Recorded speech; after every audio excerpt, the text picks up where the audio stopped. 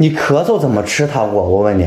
这姐姐都知道，我为什么不能吃？真的，家里一点都没有。姐姐是没有咳嗽。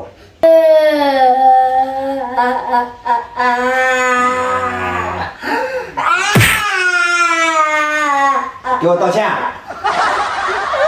我不想让姐姐道歉，你都不让我吃东西。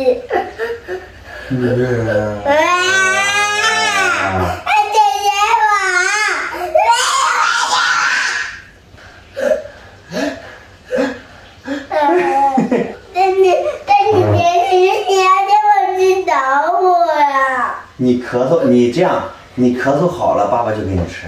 你现在不能吃糖果。姐姐就能知道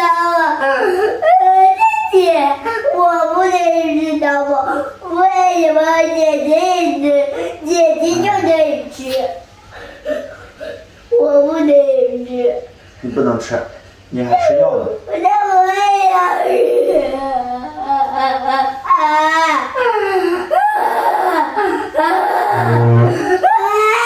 我叫妈妈了啊！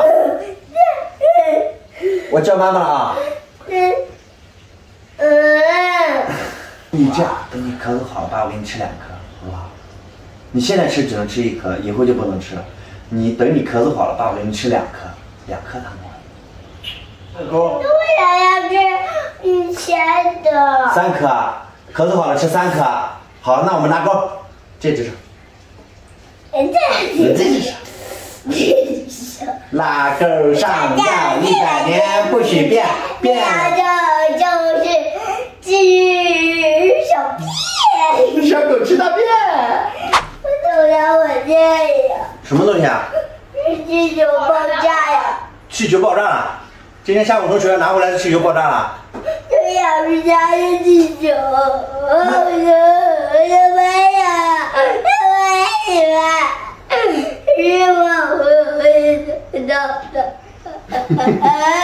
下次学校老师如果发气球拿回来，咱就给它放起来，咱不玩，很危险。